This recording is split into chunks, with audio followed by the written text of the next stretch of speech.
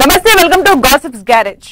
పవన్ తో పెట్టుకుంటే ఏమవుతుందో, పవన్ రంగంలోకి దిగితే ఎలా ఉంటుందో చెప్పడానికి అసెంబ్లీ సాక్ష్యంగా మిగిలింది.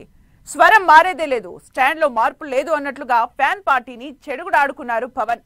పొత్తుల నుంచి అసెంబ్లీలో వైసీపీ ఎత్తుల వరకు కొన్నింటికి క్లారిటీ, ఇంకొన్నింటికి తన మార్కు వార్నింగ్ ఇచ్చారు. సేనాని ఈజ్ బ్యాక్ అనిపించారు.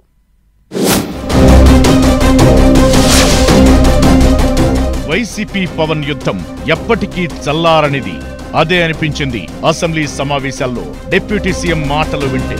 నిజానికి ఎన్నికల ముందు ఫ్యాన్ పార్టీని పవన్ అంశాల వారీగా చీల్చి చెండాడారు. డిప్యూటీ సీఎం అయ్యాక పాలన మీదే ఫోకస్ పెట్టి తన పని తాను చేసుకుపోతున్నారు. అయితే వైసీపీ నుంచి మాత్రం విమర్శలు ఆగలేదు. కూటమిలో లుకలుకలు స్టార్ట్ అయ్యాయని, పవన్ దూరం జరుగుతున్నారంటూ సోషల్ మీడియా వేదికగా వైసీపీ ప్రచారం మొదలుపెట్టింది. అయితే వాటిపై ఇన్నాళ్లు మౌనంగా ఉన్న పవన్ అసెంబ్లీ సాక్షిగా విరుచుకుపడ్డారు. పాత పవన్ ను గుర్తు చేశారు. అదే ఫైర్, అదే దూకుడు, తగ్గేదలే తగ్గిందిలే అన్నట్లుగా పవన్ మాటలు వినిపించాయి.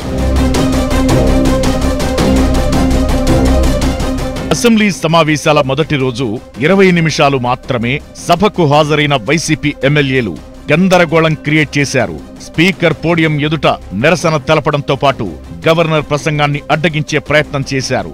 ఆ తరువాత సభ నుంచి వాకౌట్ చేశారు. సభలో జగన్ తీరుపై పవన్ తీవ్ర స్థాయిలో ఫైర్ అయ్యారు. ప్రతిపక్ష హోదా రాదని ఫిక్స్ అవ్వాలంటూ చొరకలంటించారు. దీనిపై వైసీపీ రియాక్ట్ అవ్వగా శాసనసభ వేదికగా పవన్ ఫైర్ అయ్యారు.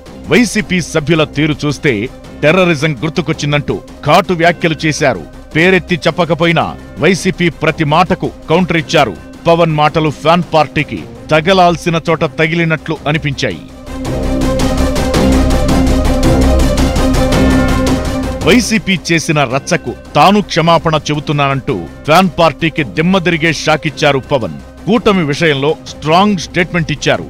10 ఏళ్లు కూటమిగానే ఉంటాం, అధికారం తమదే అన్న పవన్ ఇప్పుడు మరో 5 ఏళ్లు పెంచారు. కూటమి ప్రభుత్వం 15 ఏళ్లు కొనసాగుతుందని చెప్పారు. ఎవరెవరో ఏదేదో మాట్లాడుతున్నారని ఏదీ పట్టించుకోమన్నారు. కూటమిలో లుకలుకలు అంటూ వైసీపీ చేస్తున్న ప్రచారానికి స్ట్రాంగ్ కౌంటర్ ఇచ్చారు. ఎన్ని కష్టాలు వచ్చినా కలిసే ఉంటామని, కూటమిని నిలబెడతామని హామీ ఇచ్చారు. వైసీపీ విషయంలో ఎప్పటికీ తగ్గేదలే అన్నట్లు పవన్ మాటలు వినిపించాయి. ఎన్నికల ప్రచారంలో వైసీపీని నిలదీసిన పవన్ ఇప్పుడు అధికారంలోకొచ్చాక కూడా అదే కంటిన్యూ చేస్తున్నారు. ప్రజా వేదికల కూల్చివేతల నుంచి అమరావతి రైతులపై దాడి, చంద్రబాబు జైలు, కల్తీ లడ్డూ వరకు ప్రతి విషయాన్ని ప్రస్తావిస్తూ ఫ్యాన్ పార్టీని ఓ ఆట ఆడుకున్నారు పవన్ కళ్యాణ్. వైసీపీ విషయంలో ఏ విషయం మర్చిపోయేది లేదని, అన్నింటినీ నిలదీస్తాం, కడిగేస్తాం అన్నట్లుగా కనిపిస్తున్నారు. రాజకీయ వైరం మాత్రమే కాదు, అంతకు మించి అన్నట్లుగా వైసీపీ మీద పవన్ యుద్ధం చేస్తున్నారా అనిపిస్తోంది కొన్నిసార్లు.